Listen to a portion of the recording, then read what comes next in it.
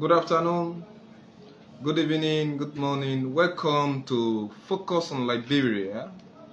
I am the West African correspondent of the Liberian International Television and Electronic Print Media based in Freetown, Sierra Leone. It's been a while I haven't come online. I'm here today to discuss something very, very important that affects our African society setting, especially when we think and feel that Africa belongs to Africa. In our basic understanding, we believe that we cannot be free any other area compared to the continent where we are staying on. And this continent is ours because we identify ourselves based on the continent. Immediately somebody says Africa, you think about the black continent. And where do you relate us? You think and feel that we are Africans and the continent belongs to us. And I believe we cannot have maximum freedom, absolute liberty compared to any other continent as that of Africa. Unfortunately, to be fair enough, the continent definitely is not being treated fairly, maybe by us Africans, then by people who in one or two ways they are related to us. Then there are times I can say maybe because of different powers that colonize us during the struggle for land partition of Africa in 1900. We had different powers coming on the continent of Africa. They came, they colonized us, and they got us divided psychologically.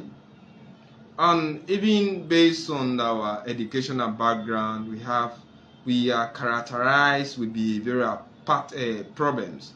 And you can see that because we are characterized with different behavioral attitudes, now we have developed different type of problem.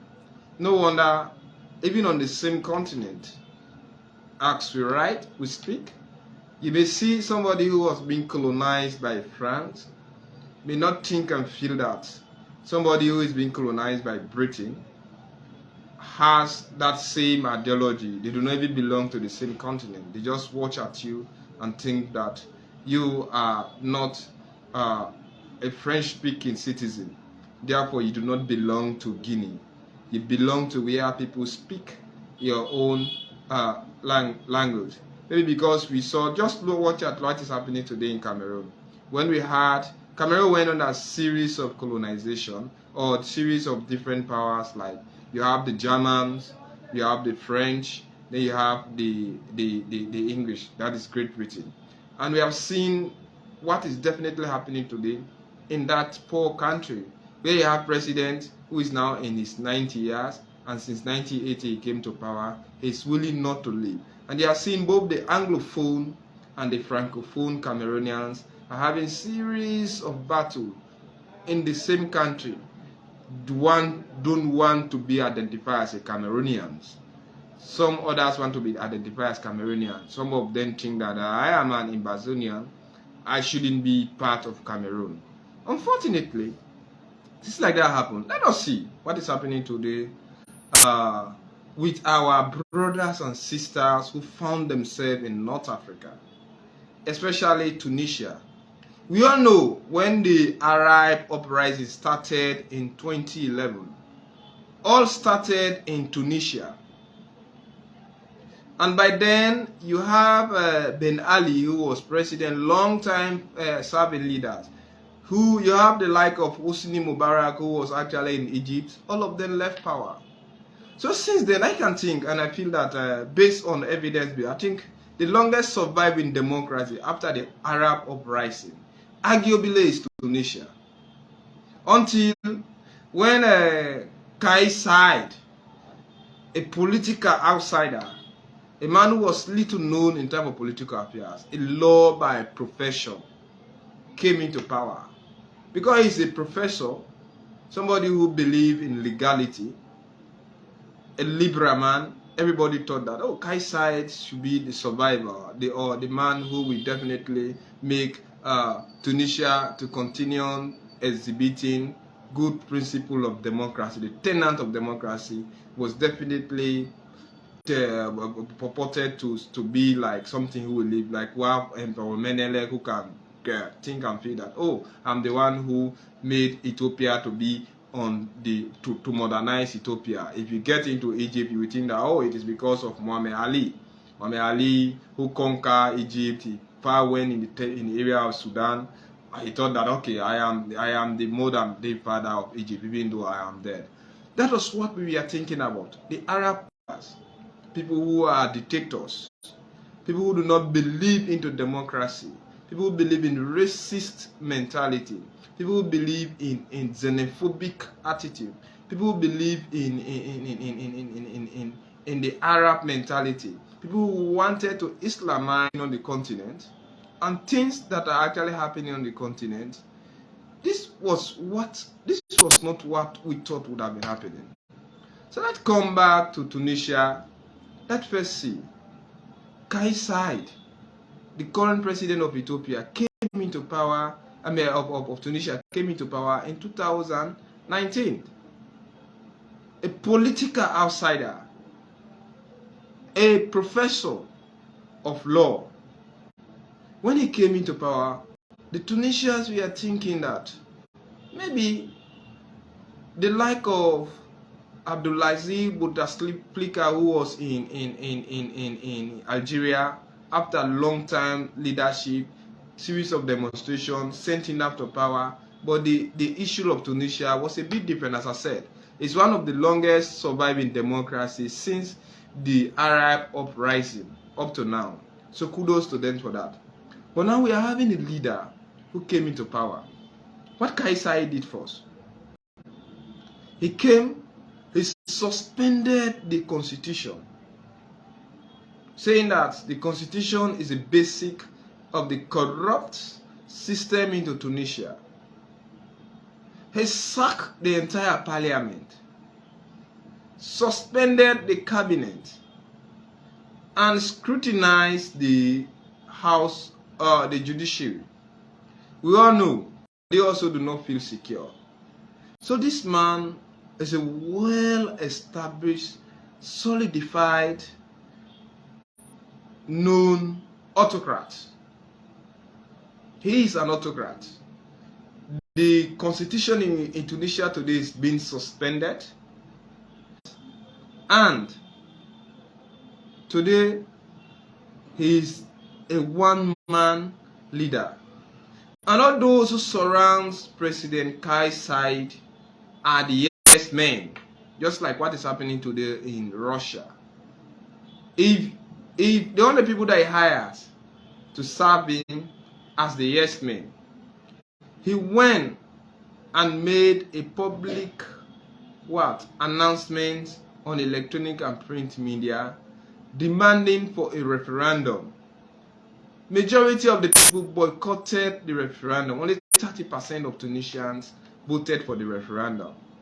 But since majority carries the vote, according to the principle of democracy, the 70% of Tunisians who never voted, votes were never counted because they never participated into the vote. And Kais Saied made it that this is the new constitution. In the new constitution, what he wants, he is seeking for a presidential system of government that will definitely not have any prime minister. Because the president could have been more or less a traditional leader. Ceremonial functions that he will perform. Wherein the prime minister will definitely perform the day-to-day activities of the government. Kais Saied said, no. And the constitution makes him the absolute powerful man into Tunisia. And you know, absolute power, corrupt system, absolutely. So today is the most powerful citizen in Ethiopia based on the current constitution. And being the president, he has no prime minister who will do the day-to-day. He's the chief administrator. That is why he sacked the executive or the cabinet, some people call it so. He sacked the House of Representatives, some people call it the Parliament. Then he has scrutinized the judiciary, sacked some judges, and appointed his yes men. He encircled people who are his yes men also, that did a thorough review of the constitution. The current constitution gives him the power to appoint and sack minister as his own whim and caprices. Now, since you do not have a function in parliament, who dares you to checkmate his powers? And in the new constitution, where you see how selfish, unscrupulous, and dangerous some African leaders are, in the new constitution, Kai's side would be a supreme leader, like what you are having this man in where you are having the supreme leader of Sudan, I mean of Iran. That is the exact thing that we are thinking that the Tunisian president want to create, like the supreme leader in Iran. So in this particular constitution, the parliament does not have the right to impeach Mr. President. And the parliament is a sole independent body. When the parliament is being corrupt, everything can happen. Because the parliament has the right to impeach a president. The parliament definitely has the right to impeach the president. But if the president has created a constitution on his own that prevents the parliament the powers that it should have under normal circumstances to impeach Mr. President, if Mr. President does something wrong or he does something that goes against the country's constitution, that powers are now but, amen, they are no longer to be found into Ethiopia. I think the only thing about this new constitution is that he is saying that Tunisia will no longer be known, or what, Islam will no longer be known as a state religion. Meaning, it will be like a secular state. Not like what the Muslim Brotherhood wanted to create into Egypt.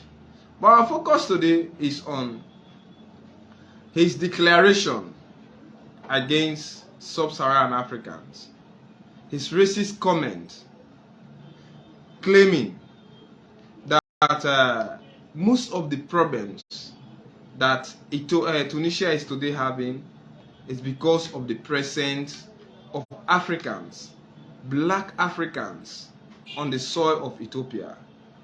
I think he wants to buy cheap popularity by even escaping his troubles that they are already created with the state by violating the constitution, establishing himself into power, suspending the constitution, sacking the parliament and the executive or the cabinet, then appointing yes men into the judiciary, and also appointing yes men to ensure that they review the constitution, and the constitution should only empower him and only him, and also denying the parliament its natural functions to impeach Mr. President when Mr. President does something that contravenes the constitution or contradicts the constitution.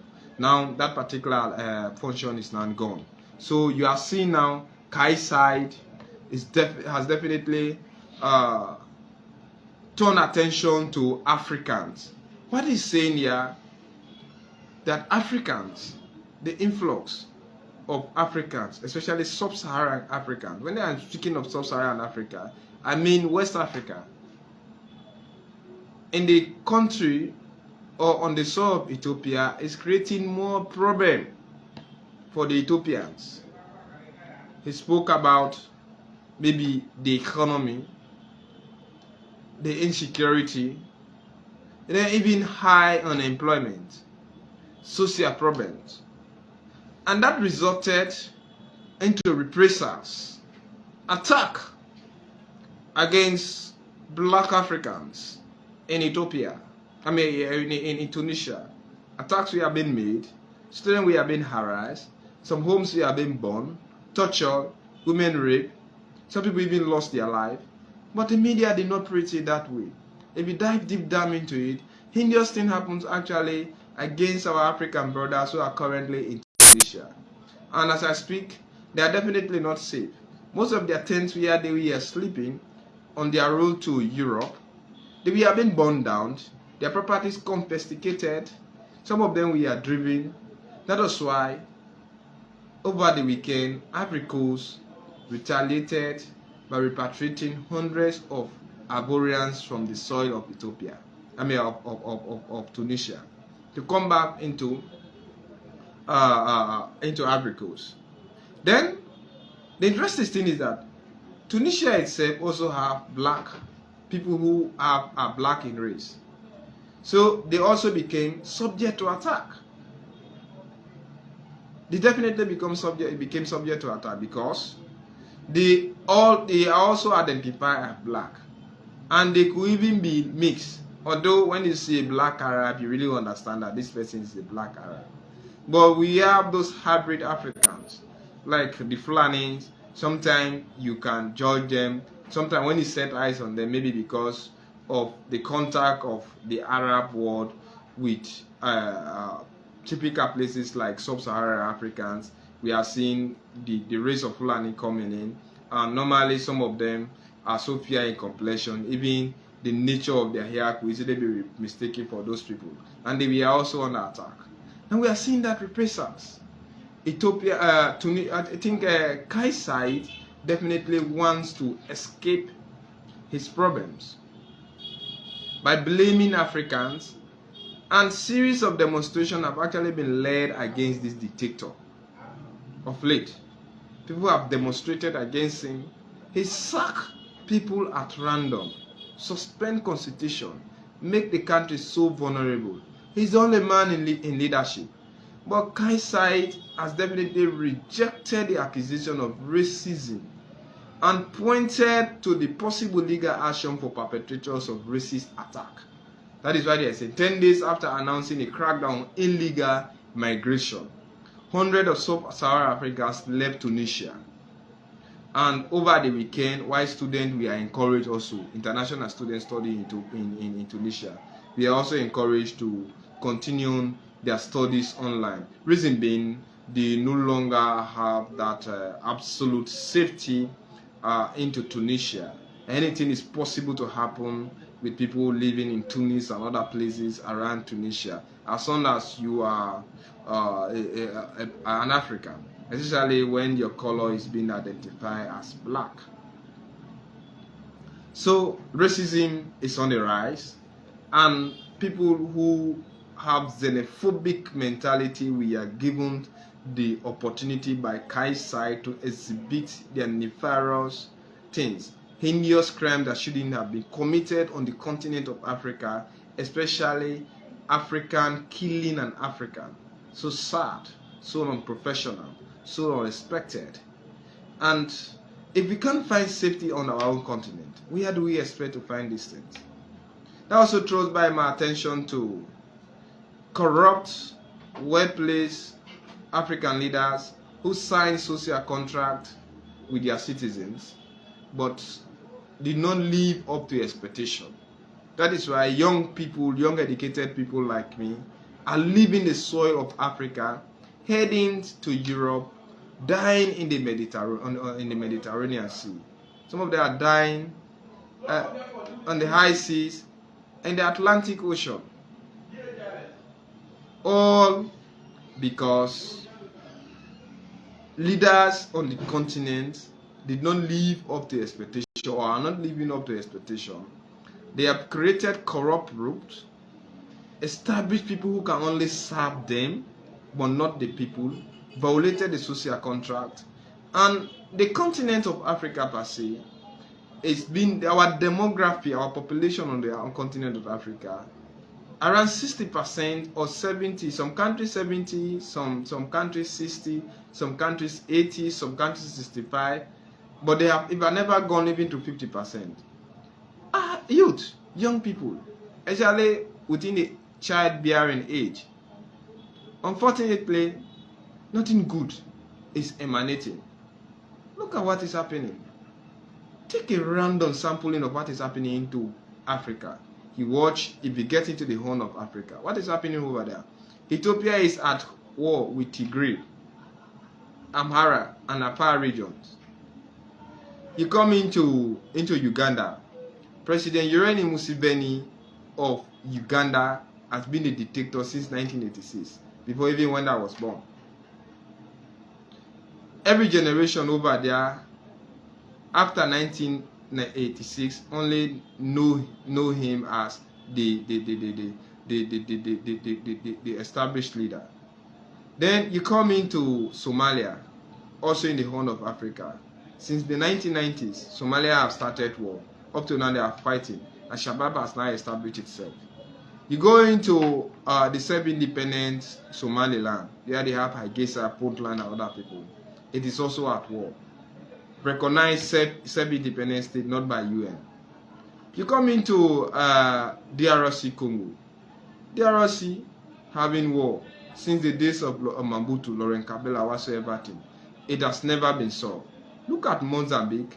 What is happening today in Somalia has now transferred to Mozambique, where you're having Al-Shabaab attacking the Mozambicans. Then, of course, you may say Rwanda is having a stable democracy. I perfectly agree, but with a dictator. And if you have a dictator in power, maybe people think that, I believe that with all due respect, Paul Kagame is doing fairly good. He has transformed Rwanda. But is he actually creating a kind of trajectory, a path that will encourage democracy? No. Anybody who confronts his government can either be jailed, tortured, or we just lost. Since after their genocide in 1994, now we are seeing a very different government into Rwanda, but a one that have dictatorial tendency. And they are seeing DRC Congo is accusing both Rwanda and Uganda of supporting the M23 rebels. Of course, we have Denis in Gwesu in Congo Libreville. He is now a leader over 25 to 30 years. A man just into power. He doesn't even want to leave power. All he thinks and feels that I am the one. You come into Sudan. What is happening today into Sudan? Since the fall of Omar al-Bashir in 2019 or 2020 or around 2018, since then that country it had experienced one coup d'etat to another. And you're having Hamdok, who was overthrown, forced to resign. You're having now a military guy who's definitely in power, and you're having al-Bashir under scrutiny, as under arrest and being tried by a military tribunal according to what they said. But definitely Bashir cannot be handed over to the UN, because if it's definitely handed over to the UN, most of those military guys currently in Sudan, they will definitely be indicted. If he says rules, a lot of heads are going to rule. Then you see like the newest or the youngest country on the continent, South Sudan, at war. Both South Bakir and Riek Machar are definitely not at peace. Then Juba cannot be counted as one of the safest cities. Very, very worst. Women have been raped, torture, crime, and some other are being committed. So you watch at the continent of Africa, I can name them, I can sit down there and tell you a lot, because almost everything is just happening. The situations are just up and down. If you get into Chad, since the fall of Idris Deby after he was being killed on the world front, you have seen how do you call it? This ISIL and Boko Haram are affecting the stability of that particular country. Then you go definitely. You go to places like Niger. It's been very suffering from Islamic attack. You get into Mali. Mali just have 3 coups d'etat. Guinea had 1. Of course, Burkina Faso had 2. Ivory Coast have a leader who violated the constitution. that is Alassane Ouattara, installed himself into power. The same constitutional coup that this fellow created is the same thing that he's definitely doing. Burkina Faso is definitely not stable. Of course, so when you watch at all of these things, it tells you that even both Liberia and Sierra Leone are not safe because of happenings around us. We underwent our own civil war, Liberia 14 years, and Sierra Leone there was 10 good years. And we are seeing the like of Jonathan Pilele after 30 years of power. He resigned, he reported how his life was being threatened, but one thing is happening, that Liberia is suffering, is what actually gaining from the fragile peace. But the current situation in Tunisia is telling you that Arabs, especially North Africa, Africans are not safe there. And we are expecting the AU, UN, EU, or other international bodies to speak against the Brexit ideology developed by the Arabs. It's very xenophobic. You may even say it's an arrant nonsense. But it is practically affecting almost every African. The way Arabs are saved into West, Central, and East Africa, no black is definitely saved into North Africa. But they do not identify themselves as black Africans. They do not identify themselves as African. There was a time when Morocco made a silly attempt to join the EU. The EU has to reject Morocco on the basis that you are not definitely on the continent of Europe. So you cannot join the European Union. Go and join your AU. Now see what our African brothers are undertaking. They are being raped, they are being stoned, they are being tortured, they are being discriminated. Psychologically, they are traumatized. Some who are not even there to take the route to the Western world. Their studies have been suspended and they are encouraged to take online studies because they are no longer saved. Kai's side denying that all perpetrators are going to be apprehended and adequately prosecuted. A carefully established, maybe unsupported statement by Mr. President. I wouldn't want to say lie, but these are unsupported statements without fact. Then how many citizens or how many Tunisians have actually been prosecuted because of the crimes that they perpetrated on these guys? The crimes we are widely viewed, seen, how they were tortured, killed, raped, their properties burned, disturbed, even forced Africans to repatriate their citizens. I think it is high time African leaders come back to the drawing table. You get into Egypt, Egypt has its own problem. You go into Libya, they have their own problem. You come into Morocco, they do not even want to grant those living in the Western Sahara their freedom. Discrimination. Why do you think South Sudan separated from Northern Sudan? It is because the Arab we are discriminating the black Africans. Originally, that place do not belong to the Arabs. All the Arabs today in Sudan are Egyptians. It was Muhammad Ali who caused that. When they went into the Western Sudan in search of slave, they couldn't see this slave. They met the gold and whatsoever thing. They decided to make it their own abode. And since then, they have dominated. You watch at Somalia, it's the same thing. So what is happening today? If Africans cannot be safe on the continent where we call ours, where we are living, where can we be safe? What will be our fate? How can we be proud of a continent that we call ours who do not have freedom? Look at Kai's side, Mr. President, over the past 4 years, doesn't want to listen to anybody, suspend, and now is using these people as an scapegoat. Went on radio station, television, denounced them, blamed them for the pathetic situation Tunisia is facing. So after the Arab uprising, the stable democracy that Tunisia had, this is exactly what it has resulted to. Attacking innocent black Africans. Yet the AU, a toothless bulldog that barks but does not bite, They are just looking at them.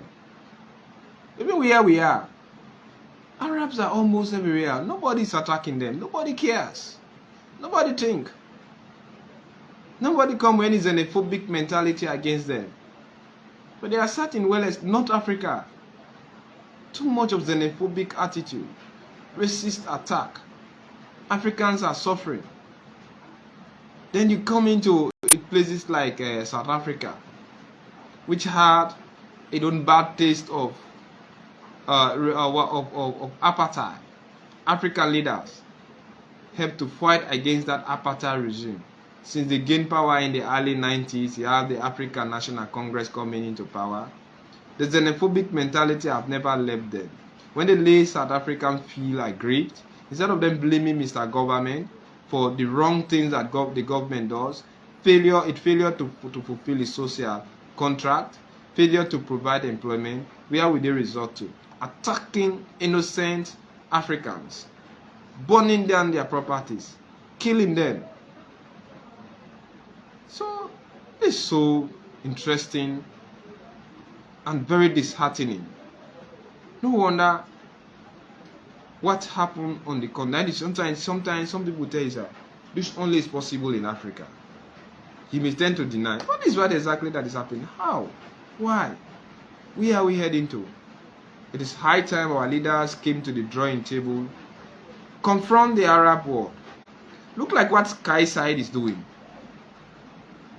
Nobody is condemning him till he loses support, loyalty with the army, and when the army overthrow him, that will be the time we will see this purity statement coming from our so-called international body condemning them, saying that there is no right for a country to be led by an unrecognized or an elected body. But what are they doing? The man has committed constitutional coup. He had distorted the normal functioning system of Tunisia. He has established himself as a well-known dictator.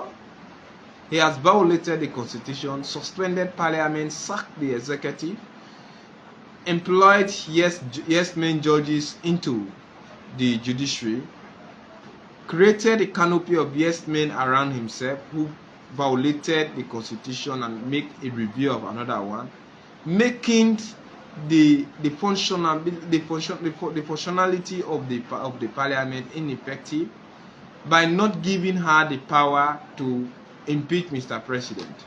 Nobody is saying anything.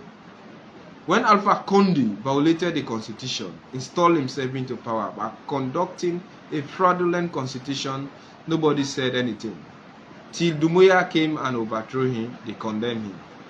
When the like of IBK violated the constitution by supporting the fraudulent parliamentary election, supporting his member to parliament, nobody condemned it. Till the army overthrew him, that was when people condemned him.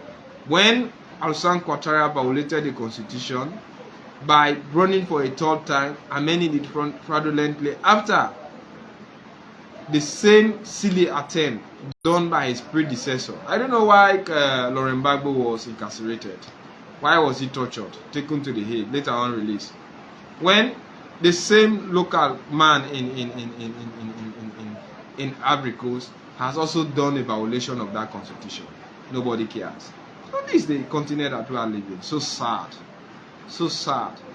And with the young people, our dreams have been bastardized, carefully eradicated. We have been left to live at our own detriment. Sometimes they said violence is the voice of the unheard. So most of these demonstrations are born out of frustration. They unleash. They keep emitting hatred. And we are not seeing a uniformity of idea on the continent. We are not seeing a uniform retaliation. We are not seeing anything good. Almost everything that's happening on the continent is being carefully done for the benefit of our leaders. Today, Liberia, Sierra Leone, Guinea, Ivory Coast, you talk about Tunisia, you talk about like Burkina Faso, You talk about Niger, you talk about Benin, you talk about Seychelles, Nigeria, the Gambia, Ghana, Senegal, Togo, all of these things. It's the same failure that made Togo to say, okay, if France cannot benefit me, then let me also join the Commonwealth. Though I was not colonized by Great Britain, but I can benefit from those things. Now Russia is also encroaching on the continent. This is so sad. This is so sad. Anyway, we may conclude here for today. Stay tuned and continue listening to Focus on Liberia. Tomorrow we will also have another interesting program, and by Saturday we will have a live coverage on the gubernatorial and state assembly election into Nigeria. Yesterday, the Independent National Electoral Commission in Nigeria gave the opposition leaders, especially Atiku Abubakar, Alhaji Atiku Abubakar, and Peter Obi, the constitutional mandate from the court to have access to the data that INEC collated during the election that similarly precipitated them to make that announcement. Why announce results during the middle of the night? So they have that opportunity to access the data, and they have less than 5 days now to present a court case, or it will be confirmed that Asiwaju Bola Ahmed Tinubu will be constitutionally recognized as the president-elect. The Supreme Court will also. And it is only the Supreme Court in Nigeria that has the legal power to try elections petition. And that Supreme Court has mandated the oppositions to have access to the data collated and announced by INEC. And INEC has also given them a green light to get access to the data and prepare a summary of their findings so that they can table them in court. And let's see if Nigeria, after spending over $700 million on an election, whether that particular election will be nullified and subsequently another one will be held. As I write or I speak, I communicate to you, Asiwaju Bola Ahmed Tinubu is with the military in Nigeria, purportedly for protection, till he will be officially inaugurated into his office. That was the same thing that happened with Buhari when he came into power in 2015, reason best known to the Nigerians. And on the 18th of March 2023, this Saturday, definitely the gubernatorial and state assembly elections are going to be conducted. Peter Obi and Atiku Abubakar have called upon their supporters to vote into their masses and to ensure that Mr. President does not have enough senatorial support to pass bills that will not be in favor of Nigeria, rather his party. The elections were due to take place this past Saturday, which was the 11th, but they were cancelled based on the submission of INEC and some petitions given by the main opposition, the Labour Party and the People's Democratic Party. So INEC said we are going to look into it and check into the beavers, those electronic materials that are being used for election, to see how they can ratify those things. To conclude my statement, where I am still doubting is that The past election that happened on the 25th of February, 3 types of election took place. The presidential election, the senatorial election, and the National Assembly election, that is the General Parliament or the National Parliament of Nigeria. The senatorial elections result we are synchronized on the portal. There was no problem with them. The parliamentary election we are synchronized on that same portal. There was no problem with them. Those results we are definitely delivered to INEC, and they used them to announce. It was only when it comes to the presidential election that beavers became faulty. They did not trust the portal. It resulted to manual calculation. Africans, maybe let's think and support a system that we have positivity on the outcome of our election. And both Liberia, Sierra Leone, that are about to undertake their own elections should keenly watch at what happened into Nigeria. I believe we are matured, more responsible, more calculated, and we will use everything we can to take the necessary proactive measures to ensure that we do not fall into the trap that happened into Nigeria. And Peter Obi is threatening the state of Nigeria with massive demonstration if his case is not being treated fairly, seriously, and constitutionally. But is it up to him? He still have less than 5 days to table their complaint, and the court will look into it. At the end of the day, we all will come to conclusion, and Big Brother Nigeria will exonerate us from all of this misconception that we are having about the country. Thank you for listening.